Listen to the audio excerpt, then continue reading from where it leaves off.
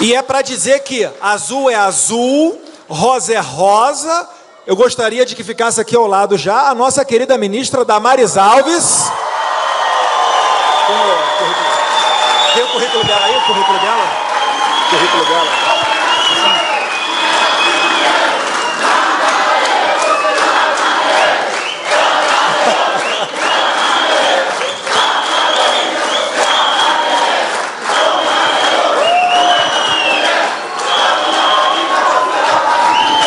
Deixa eu apresentar a moça, gente.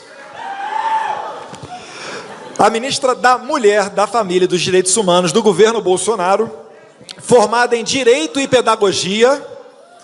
Damares Alves é defensora dos direitos humanos, de todos os humanos, não somente do humano bandido, e referência no combate, aí vem a minha admiração maior por ela, no combate a crimes como a pedofilia, infanticídio indígena e violência doméstica.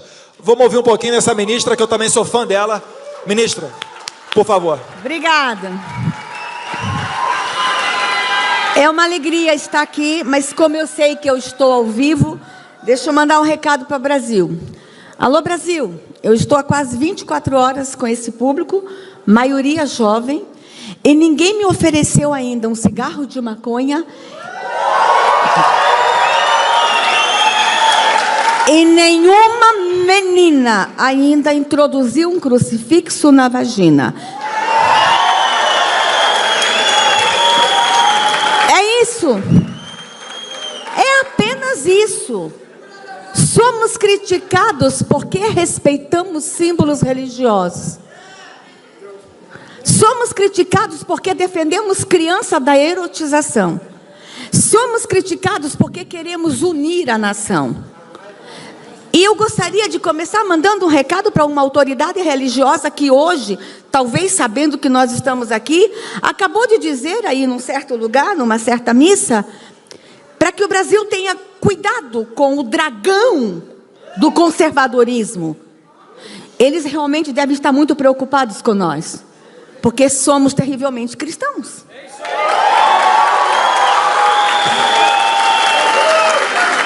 E essa liderança ainda disse que a direita é violenta. Somos violentos porque queremos uma nação de paz? Confesso que a cada dia eu me assusto da forma como eles estão nos vendo. Mas eles estão incomodados, sabe por quê? Porque o Brasil já mudou. Os números já estão aí dizendo que o conservadorismo vai dar certo nessa nação. Os números já estão dizendo de que nós já estamos mudando essa nação. Quando a gente abre o jornal e a gente vê 23% a menos de homicídio nos 6 primeiros anos, nos 7 primeiros meses do ano, os especialistas do mundo inteiro estão olhando para cá. Os estudiosos estão batendo cabeça, eles não estão conseguindo explicar como é que em 7 meses nós já diminuímos a violência no Brasil. Eles estão malucos. E eu vou dizer uma coisa para eles, a única resposta é: o povo de bem dessa nação se levantou, e o povo de bem dessa nação está governando essa nação. Simples assim. É isso. É só isso. Nós estamos incomodando. E eles não nos aceitam no poder. Temos sido atacados, e eu gostaria agora de falar um pouco de mim, como fui atacada porque fui escolhida ministra. E quando fui escolhida foi uma surpresa para mim. E eu hesitei, pedi 7 dias para pensar e não queria aceitar, não queria. Mas aí eu vi alguns elementos que vieram para o nosso movimento. Vocês sabem que veio muita gente conosco e que não pensava como a gente pensa. Muita gente que veio de uma forma um tanto oportunista ficar do nosso lado. E eu vi alguma dessas pessoas levantando o dedo dizendo: se ela não quiser, eu quero. Aí eu disse: não, quem vai para lá sou eu. Aceitei, eu vim. Estou ministra. E o nosso presidente constrói e entrega para essa nação o Ministério da Mulher, da Família e dos Direitos Humanos. Um presidente machista entrega para o Brasil o Ministério da Mulher. Vocês conseguem entender a loucura que está na cabeça desse povo? Não estão entendendo nada. Estão entendendo nada. Eles não estão entendendo que o que nós queremos é restauração de nação. O que nós estamos querendo é a unificação desta nação. Eles não estão entendendo o que está acontecendo. Eles não estão entendendo que quando o presidente construiu esse ministério, ele trouxe para o ministério a Secretaria de Criança, da Juventude, da Mulher, da Família, do Idoso, da Pessoa com Deficiência, e começaram a dizer assim, tudo isso é direitos humanos? E o presidente, da forma inteligente que ele construiu o ministério, gente, ele mandou um recado para o Brasil, ele fez uma releitura com o Brasil do que é de fato direitos humanos. Cuidar de criança é direitos humanos. Cuidar de idosos é direitos humanos. Acesso à educação é direitos humanos. O presidente começou a dialogar com o Brasil e, para tristeza da esquerda, nunca se falou tanto em direitos humanos no Brasil como nos dias de hoje. Nunca se defendeu tantos direitos humanos no Brasil como hoje. E eles não estão entendendo o que está acontecendo no Brasil. Achavam que quando a ministra maluca, radical, pastora, homofóbica, fascista, assumisse o ministério, nós íamos sair na rua numa grande cruzada contra gays. O que meu presidente falou? Tem um departamento de gay no seu ministério, deixa lá e vamos mostrar para o Brasil como é que se cuida de gay nesta nação. Respeitando eles, mas sem fazer a promoção, protegendo sem fazer promoção. Estamos fazendo isso, estamos protegendo todos nessa nação. Estamos enfrentando a violência contra todos, contra a mulher, contra a criança, contra a gay, contra a índio, contra a quilombola. Estamos protegendo todos. Eles não estão entendendo. Achava que no segundo dia de governo, nós estaríamos na rua, batendo em negros, matando homossexuais, estaríamos na rua pedindo o fim de todas as leis de proteção à mulher. E o que acontece? O presidente machista, só esse ano, já sancionou 6 leis de proteção à mulher. Chora a esquerda. Chora. E é isso. É isso. Eles estão começando a ver resultados e estão incomodados porque apostaram no fracasso dessa nação, apostaram no fracasso, apostaram na violação de direitos e temos um presidente dizendo, nenhum direito será violado e ninguém ficará para trás. E ninguém está ficando para trás neste governo. Simples assim. Aí vocês falam assim, e aí, ministra? Conseguimos? Já chegamos onde queríamos? Acabou? Não. E eu vou pedir permissão, o tema que foi dado para mim aqui era para falar sobre o meu ministério, eu não vou falar, vocês vão lá no site, vocês vão ver tudo que nós estamos fazendo, não vou falar, eu não posso perder a oportunidade, eu estou no evento que eu mais esperei nos últimos 20 anos, eu estou no mais espetacular evento dos últimos anos, eu estou no evento que eu tenho certeza que a partir deste evento é um divisor de águas no Brasil, é um divisor de águas para o movimento conservador, e eu não posso perder essa minha oportunidade de conversar com o segmento, de conversar com os conservadores. Estamos no poder, e eles precisam aceitar isso, porque aceitar dói menos. E, gente, é o processo da democracia, é a alternância de poder. Eles não aceitam que o que aconteceu no Brasil foi democracia, a alternância do poder. Eles estavam no poder, agora somos nós. Nos deixem trabalhar, por favor. É só isso que a gente quer. Se a gente não der certo, tire a gente daqui 4 anos, mas vou mandar um recado, isso aqui vai dar tão certo, que vamos ficar 4, 8, 12, 20, porque o Brasil está vendo o que é cuidar de nação.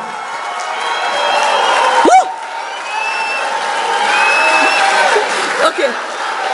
Agora é o seguinte, nós não podemos subestimar o outro lado. Eu quero, infelizmente, dizer a vocês que eles estão ativos, organizados, e eles estão querendo usurpar o poder novamente. Portanto, eu quero falar com vocês que nós precisamos ter alguns cuidados e nós precisamos começar, a partir de agora, nos organizar de uma forma mais profissional, de uma forma mais madura. Me permita falar sobre isso. E eu sei exatamente o que estou falando, eu sei como eles lidam, e eu gostaria de mostrar para vocês aqui agora algumas das situações que eu enfrentei quando eu estava nos bastidores do poder. Eu e o presidente Bolsonaro, nós nos conhecemos lá do Congresso Nacional. O presidente Bolsonaro não me escolheu porque soube que tinha uma pastora linda, maravilhosa. Não. A nossa militância vem lá de trás juntos. Nós fizemos muita coisa juntos. E por conhecer exatamente como o outro lado trabalha, eu preciso dizer para o nosso movimento o seguinte: nós não podemos subestimar o cão. Nós não podemos subestimar o mal. Nós precisamos estar cada vez mais em alerta e preparados. Eu vou dar um exemplo para vocês de como eles trabalham. Diferentemente de nós, eles jogam sujo, jogam pesado. Diferentemente de nós, que temos como motivação a fraternidade, a paz, a prosperidade, famílias seguras, eles têm outras motivações. Uma delas é encher o bolso de dinheiro. E eles estão prontos, e eles jogam pesado, eles usam de estratégia. E aqui eu quero chamar a atenção de todos vocês. Eu estou vendo um monte de jovem aqui muito feliz. A nossa luta não acabou, nós estamos apenas começando. Nós não podemos, de forma alguma, deixar de estarmos vigilantes e começar a nos organizar para agir daqui para frente. O movimento conservador hoje começa uma nova etapa na sua história. Este evento aqui, eu acho que ele vem para nos dar norte, nos dar diretrizes, e temos que sair daqui com estratégias muito bem preparadas, elaboradas. Uma delas, que a gente tem que começar a pensar hoje, imediatamente, nós vamos ter que ocupar as prefeituras e as câmaras de vereadores, nós vamos ter que nos organizar para a eleição municipal, nós vamos ter que fazer o maior número possível de vereadores, de vereadoras e de prefeitos. Essa é uma das estratégias que temos que sair daqui hoje, já trabalhando nela. Por que sua preocupação, ministra? Porque eles jogam, eles sabem jogar. Deixa eu dar um exemplo para vocês. Pode aqui abrir o meu slide, quem estava me ajudando, por favor? Veja só. Um exemplo. Em 2008, estava no Congresso Nacional um projeto de lei enviado pelo Executivo para se criar no Brasil o Ministério da Pesca. Pode passar. O projeto de lei era esse, 3960 de 2008. Volta, por favor, volta o slide. Por que eu quero falar sobre isso? Por anos, gente, nós tivemos um exército de conservadores que trabalhou de forma anônima no Congresso Nacional. E eu preciso fazer uma homenagem a este exército. Meninos e meninas anônimas. E eu estava lá com esse exército no passado. Muita coisa foi evitada no Congresso Nacional e no Brasil de hoje, porque esse exército estava trabalhando muito. Deixa eu mostrar só esse exemplo para vocês, desse exército conservador, que trabalhou tanto nos bastidores. E muitos deles estão sentados aqui hoje, muitos deles foram meus parceiros. O Executivo manda esse projeto de lei, que era para criar no Brasil o Ministério da Pesca. Esse projeto era unanimidade. Unanimidade. Todo mundo concordava, todos os partidos, todos os líderes. Um sábado de manhã, eu estava dando uma palestra numa igreja, chegou um consultor da Câmara e disse assim: Damares, por que vocês, do Exército, não estão acompanhando o projeto de lei do Ministério da Pesca? Eu disse: porque somos a favor. O nosso setor pesqueiro no Brasil é muito grande, nós precisamos ter um ministério para fomentar mais a pesca, não temos nada contra. E esse consultor disse: leia a emenda 34 do projeto de lei. Eu fui atrás da emenda 34, no sábado à tarde. Quando eu abri a emenda 34 de uma parlamentar, eu vou evitar dizer nomes, para não dizer que a gente está aqui criticando pessoas. A emenda 34 dessa deputada do PT, o projeto era para criar o Ministério da Pesca. Veja o que dizia a emenda dela. Cria-se no Brasil Conselho Nacional da Promoção da Cidadania de Gays, Lésbicas, Bissexuais e Travestis. O que tem a ver pesca com gay? O que tem a ver peixe com gay?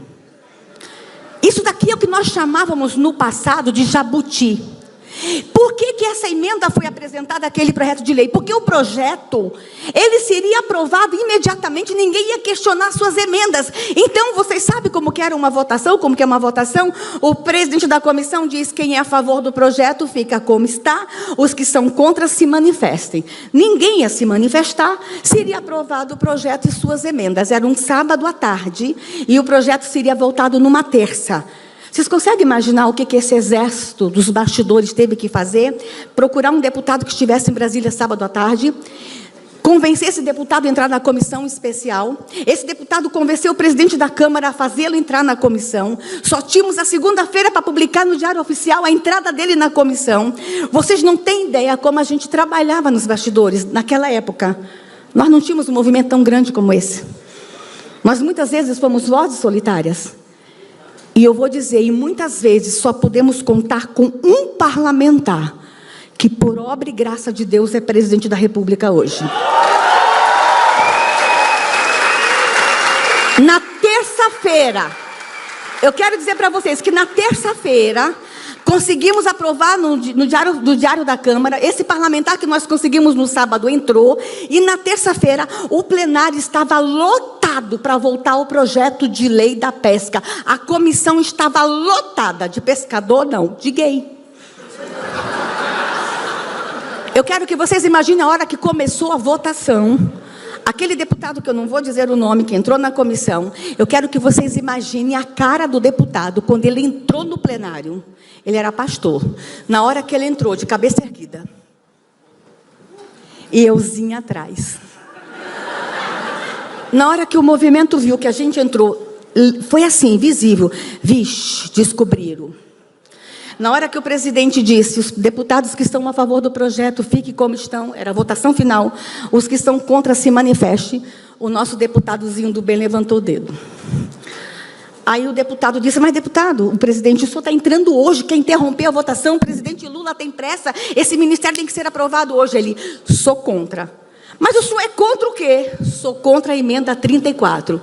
Quando pegaram para ler, nenhum parlamentar tinha lido a emenda 34.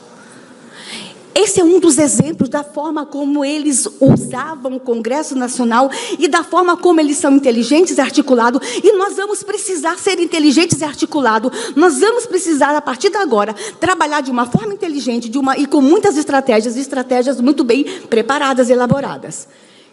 Pode passar o outro exemplo aqui, vou mostrar aqui para vocês. A violência silenciosa, o aborto.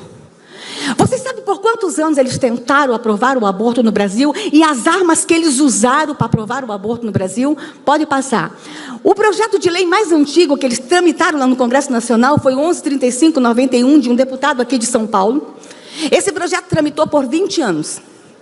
Por 20 anos tentaram aprovar o aborto no Brasil. Inclusive tinha uma emenda que poderia liberar o aborto até 9 meses no Brasil, de gestação. No ano de 2006... nós ganhamos por um voto na Comissão de Seguridade Social e Família. Foi em 2006 que a bancada evangélica e a bancada católica resolvem parar de brigar, se unem e formam a Frente da Família. A partir daí, as coisas começam a mudar no Congresso Nacional. Em 2008, o projeto vai para a pauta. E só tinha 37 deputados na hora da votação no plenário. 2006 a gente ganha por um voto. 2008, 37 deputados presentes. Na hora da votação, 4 deputados do PT vão para fora. E que abre o painel, a gente ganhou de 33-0. Por que eu estou falando isso? Foi quando a bancada evangélica e a bancada católica se unem para fazer o enfrentamento e começaram a usar de estratégia. Que estratégia, ministra? Vou dizer aqui uma para vocês. Teve um dia que ia ter um requerimento de votação do projeto e a gente precisava ter menos 5 deputados no plenário. Sabe o que o Exército Silencioso fez? Nós convencemos os chefes de gabinete desses 5 deputados. Ninguém está gravando não, né?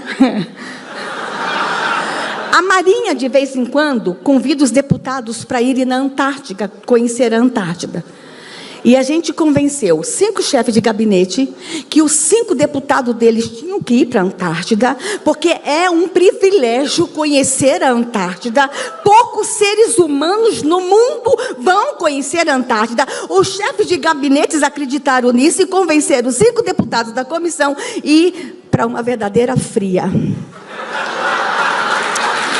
Por que eu estou falando isso? Agora eu posso falar, agora eu posso. Já passou o projeto. Nós trabalhávamos, esse exército silencioso, que criou todo esse movimento no Brasil, trabalhou de uma forma muito estratégica, lá nos bastidores, em silêncio.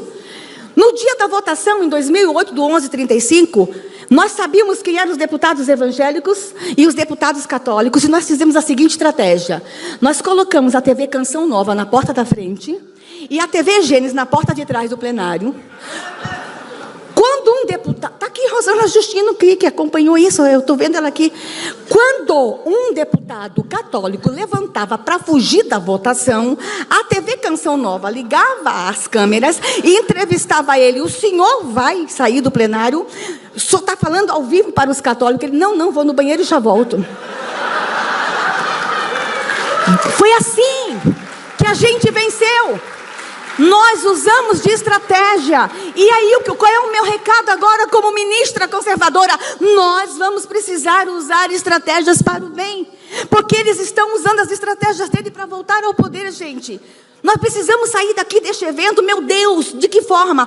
Com direcionamentos, com comandos. Nós vamos ter que sair daqui deste evento com norte. Porque se a gente não se organizar, eles vão voltar.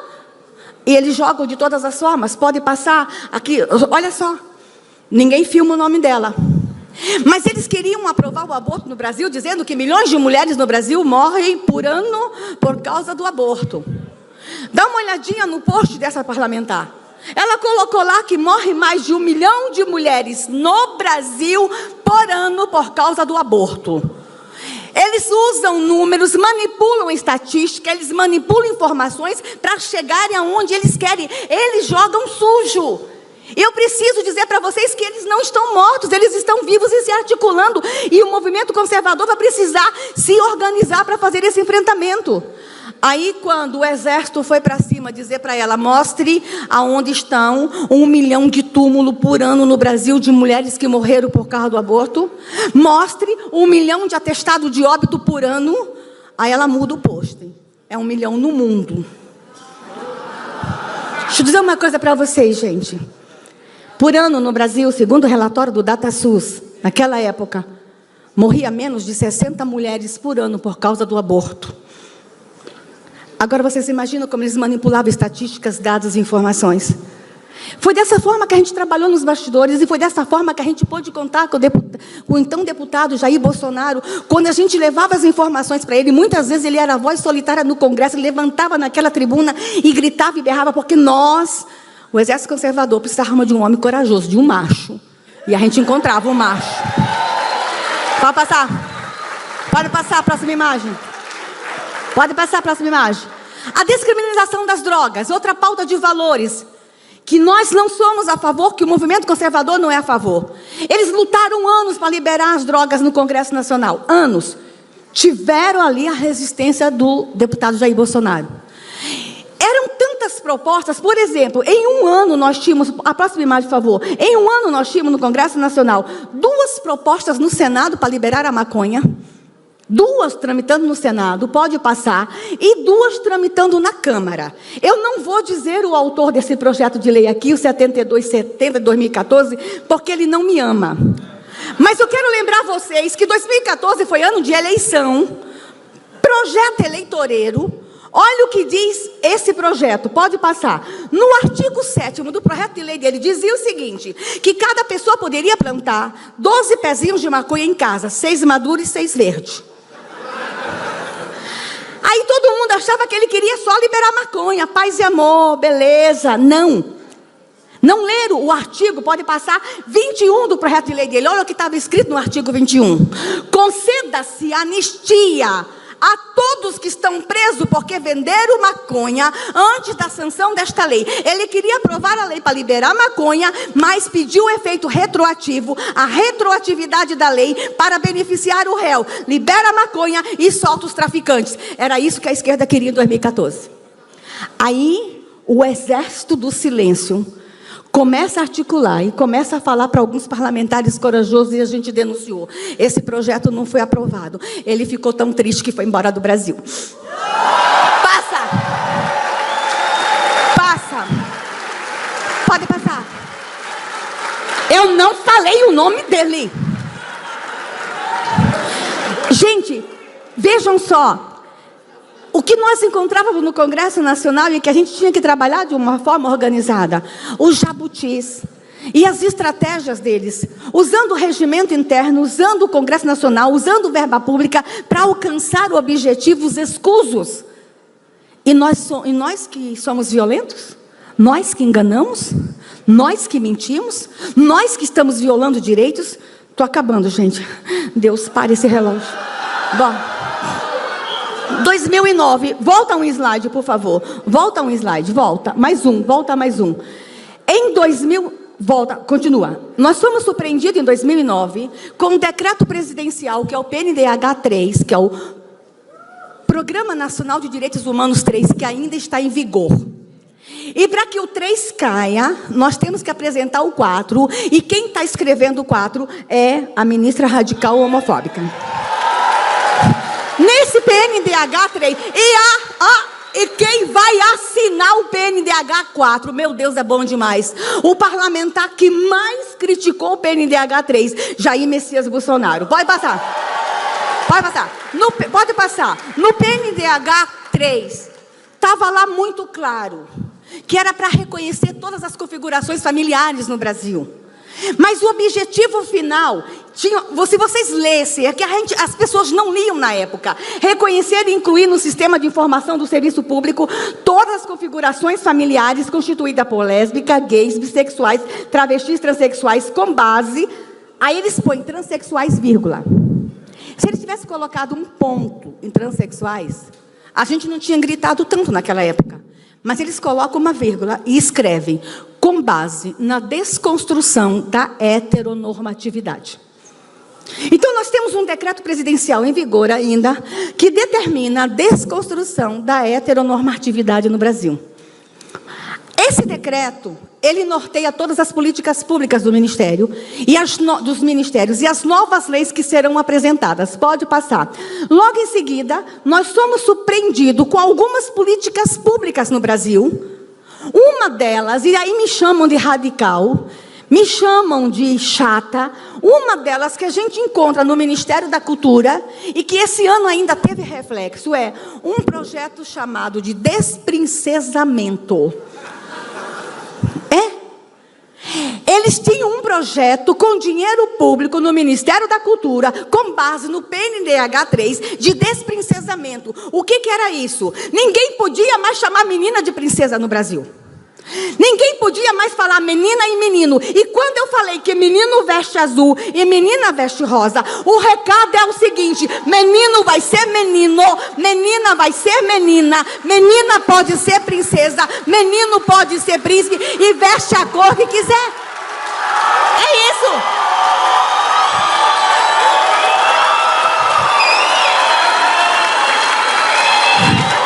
Olha aqui. E o recado, pode sentar, me dá mais 2 minutos.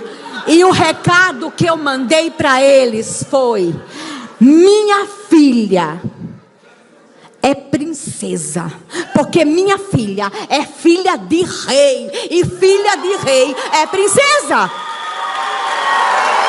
Gente, o patrulhamento no Brasil era tão grande, que nós temos um caso do Lago Sul de uma mulher que tem uma loja de criança, e agora em novembro uma pessoa entrou na loja para comprar uma roupa para criança de 2 anos, a pessoa entrou e disse: eu quero uma roupa para uma criança de 2 anos. Qual é a resposta óbvia que a vendedora dá? A vendedora perguntou: menino ou menina?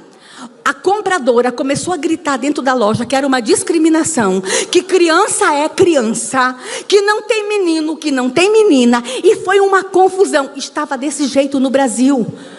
O governo Bolsonaro veio para dizer o seguinte: chega de confusão no Brasil, deixe menino ser menino, deixe menina ser menina, deixe criança ser criança. É para isso que a gente veio. A gente só quer uma nação de paz, uma nação sem patrulhamento. E o nosso ministério está caminhando nessa direção. E o povo está vendo que é só isso que a gente quer: proteger criança. Pode passar, estou encerrando, pode passar. A próxima imagem, pode passar. Aí, tem um deputado que foi embora, que aí, pensando no PNDH 3, e que eles iam ficar eternamente no poder, apresenta o projeto de lei, pode passar, de mudança de sexo para criança, e é verdade. E vocês leiam, o problema deles é que tinha um exército de conservadores nos bastidores lendo, no parágrafo 1º do artigo 5º, diz aqui claramente que a criança poderia mudar de sexo, mesmo sem o consentimento do pai e da mãe. Leia, está aqui, parágrafo 1º do artigo 5º. E eles ficaram muito incomodados com aquele exército nos bastidores e com aquele parlamentar nos bastidores. E continuem bastante incomodados, porque aquele exército hoje é uma multidão nesta nação. E aquele parlamentar nos bastidores é o presidente da República. Gente, eu só tenho a dizer para vocês o seguinte: a eleição do presidente Bolsonaro, que não tem explicação científica, não tem explicação humana, não tem explicação nenhuma, a não ser divina. A eleição do presidente Bolsonaro veio no Brasil interromper um ciclo de dor e de sofrimento. Ele já interrompeu esse ciclo de dor e sofrimento. Nossas crianças estavam sob ataque. As políticas públicas em defesa da infância eram mentira, não existiam no Brasil. O Disque 100 era uma farsa. Eu agora herdei no Ministério um déficit, eu herdei uma fatura. Nós não temos unidade socioeducativa no Brasil, porque eles não queriam recolher os meninos que cometem atos infracionais por pura ideologia. O menino tem que ficar na rua cometendo crime e colocando a vida dele e de outro em risco. Pura ideologia. Esse governo vai ter que construir 62 unidades. Não temos dinheiro ainda, mas seremos uma nação rica, seremos uma nação próspera, teremos as unidades socioeducativas para recolher nossos meninos e meninas.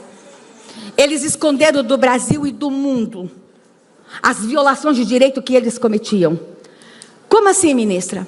Na palestra mais cedo do Bernardo, ele disse que estão lá em Roma dizendo que o infanticídio indígena não existe. Eles estão lá falando que nós aqui estamos violando o direito dos índios. Nunca se pensou tanto em índio no Brasil como neste governo. Vocês não têm ideia quão generoso é o coração do nosso presidente. Que homem extraordinário está governando essa nação. Sabe quantas vezes eu vi sair lágrima dos olhos do meu presidente quando eu mostro a imagem das crianças indígenas tendo direitos violados nessa nação? Por inúmeras vezes. O meu presidente me chamou um dia e disse o seguinte: ministra Damares, construa esse ministério de tal forma que ninguém no Brasil nunca pense em a gente acabar com o Ministério de Direitos Humanos de novo. Mostre para o Brasil o que é direitos humanos. E nós estamos mostrando para o Brasil o que é direitos humanos. Nós estamos mostrando para o Brasil que o primeiro e o maior de todos os direitos humanos é o direito à vida. E nós estamos protegendo a vida. E nós estamos mostrando para o Brasil, olha só, tem muita gente perguntando o que é essa ministra maluca, porque eu sou maluca. O que essa ministra maluca está fazendo indo atrás dos corruptos? O presidente Bolsonaro tem a convicção que eu tenho. A maior violação de direitos humanos desse país foi a corrupção. E nós vamos combater a corrupção à luz dos direitos humanos. Simples assim. Quando eu falo para vocês que esse governo veio interromper um ciclo de dor e sofrimento, eu vou mostrar apenas uma imagem. Eu poderia falar de todas as dores e sofrimento das crianças no Brasil. Eu vou mostrar apenas uma. Quem estiver grávida, feche os olhos. O começo é muito triste, mas o final é muito feliz. Por favor, abra esse vídeo. Pode passar. Não vai conseguir?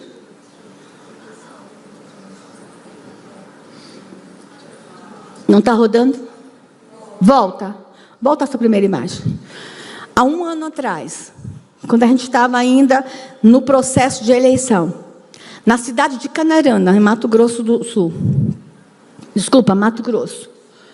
Uma criança, após o nascimento, foi enterrada viva. A imagem era essa. Quem é essa criança? Uma menina da etnia Camaiurá do Xingu. Por que essa criança foi enterrada viva? Porque era filha de mãe solteira. Esconderam de nós brasileiros por muitos anos que nós temos povos no Brasil ainda que em nome da cultura matam suas crianças. E essa imagem aqui não foi produzida pela ministra maluca, homofóbica, fascista. Essa imagem aqui foi produzida pela Polícia Militar de Canarana. A Polícia Militar recebeu um recado que tinha índias gritando na casa ao lado, dentro de Canarana. O que aconteceu nesse episódio? Essa família já morava há 10 anos na cidade. A adolescente tinha 16 anos, estava grávida, queria o bebê, fez o pré-natal. E na hora do parto, a avó dela, bisavó da nenê, sai da aldeia para fazer o ritual na cidade, em Canarana. Se este caso aconteceu em Canarana, vocês dentro da cidade, vocês imaginam o que estava acontecendo nas aldeias do Brasil? Em torno de 40 povos no Brasil ainda matam suas crianças quando nascem, filhas de mãe solteira, quando nascem gêmeas, quando nascem com qualquer deficiência física e mental. E o povo que estava aí no poder dizia: a gente não pode salvar essas crianças porque é cultura. Hipócritas. Enquanto deixarmos os índios matarem suas crianças, eles serão um povo reduzido, pequeno. É isso que eles queriam, um povo triste, reduzido e pequeno. Quando uma mãe enterra uma criança viva, eu preciso falar sobre isso, porque o ritual é feito pela mãe. Vocês conseguem imaginar a dor de uma mãe que descobre que seu filhinho de 1 ano é surdo e o pajé, em nome da cultura, manda ela enterrar ele vivo? Essa mãe nunca mais é a mesma. O que estava acontecendo no Brasil eram mulheres tristes, deprimidas, porque tinham que enterrar os seus filhos. E eu vou dizer uma coisa: quando enterra essas crianças, elas não morrem na hora, elas choram debaixo da terra. Curumins no Brasil chorando debaixo da terra. E quem estava no poder dizia: vocês não podem fazer nada porque é a cultura. E o índio pedindo socorro, porque o índio ama seus filhos. Os nossos povos amam desesperadamente suas crianças. Mas a esquerda que estava no poder dizia que o único direito do índio era a terra, que o único direito do índio era a demarcação. E crianças morrendo nessa nação. Os curumins gemeram nessa terra. Mas o Deus dos curumins se chama Tupã. Tupã ouviu o clamor dos curumins. E Tupã disse: chega. E Tupã fez presidente da república um homem que ama curumim, um homem que respeita os povos indígenas, um homem que veio para mudar essa nação. Aí eles estão lá agora, lá no sínodo, dizendo que nós é que violamos o direito dos índios. Este governo veio para proteger todos. Este governo veio para proteger curumins. Este governo veio para proteger índios. Este governo veio para garantia de direitos e direitos para todos. A imagem é forte, mas saiam daqui com uma certeza: a eleição de Bolsonaro interrompeu no Brasil um ciclo de sofrimento e dor. Mas não é só interromper, nós precisamos continuar isso. Não foi só eleger Bolsonaro, conservadores. Nós precisamos continuar esse grande trabalho, que a gente não vai conseguir em 4 anos. Ah, vocês já estão falando em reeleição? Eu vou precisar de pelo menos 12 anos para mudar o Brasil. Eu estou falando em reeleição, sim. Se o presidente não quer, se ele não quer ser presidente mais, eu estou falando em nome dos conservadores. Deus vai ter que levantar um outro conservador. Nós não vamos mais suportar. Nós não vamos mais suportar nessa nação ser governada por sanguinários e violadores de direitos, que é a esquerda, não é a direita. Eu encerro. Peraí. 1 minuto. Eu encerro. Dizendo para vocês que o presidente Bolsonaro tem um time forte. O presidente Bolsonaro escolheu homens e mulheres, 2 lindas, extraordinárias, para ajudá-lo a governar esta nação. Mas eu quero que vocês saibam, gente, que não está fácil para nós. Não está nada fácil. Vocês não sabem o preço que nós, ministros, estamos pagando. O preço que o presidente Bolsonaro paga, vocês veem toda hora, vocês veem todo dia. Inclusive, a vida dele teve risco. Todos nós estamos pagando um preço. E eu quero falar do preço que eu paguei. Foram cruéis comigo. Não será em vão. Foram muito malvados comigo. Não respeitaram a minha história. Não respeitaram a minha dor. Riram de mim. Riram quando eu tive a coragem de dizer para o Brasil que eu fui abusada sexualmente. Riram quando eu tive a coragem de dizer que nós somos milhões de mulheres no Brasil sobreviventes da pedofilia.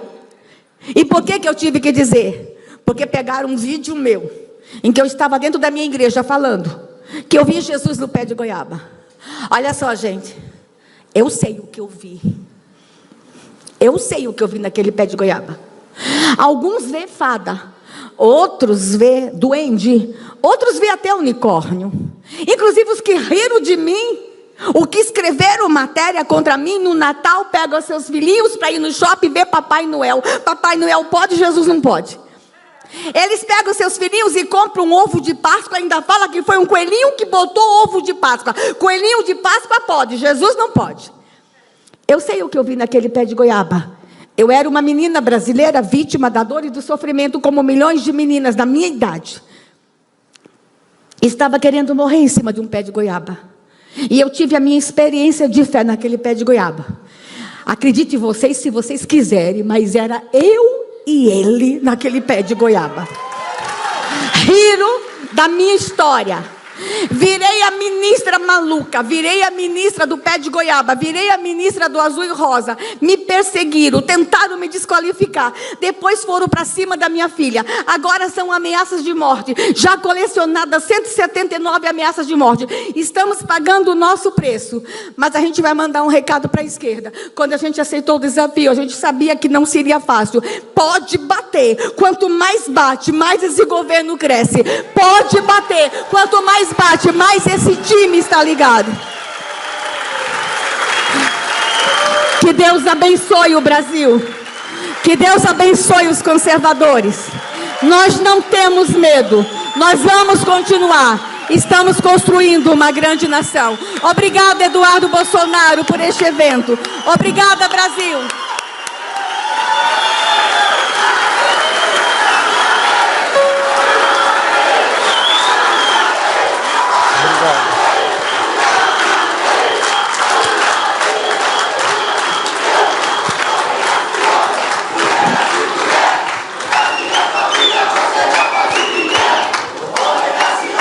Mulher nasce mulher. Boa, boa, pessoal. Nada mais certo do que os humilhados serão exaltados, não é isso? Amém. Parabéns, ministra. Não é à toa que o pessoal aqui tem esse carinho todo pela senhora. Parabéns. Um discurso emocionante e sucesso no trabalho da senhora. A gente está junto.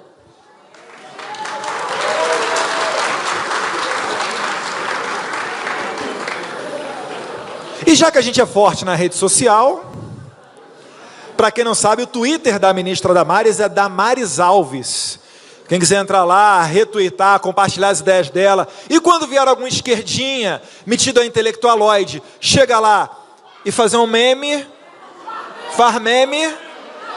Você faz meme também?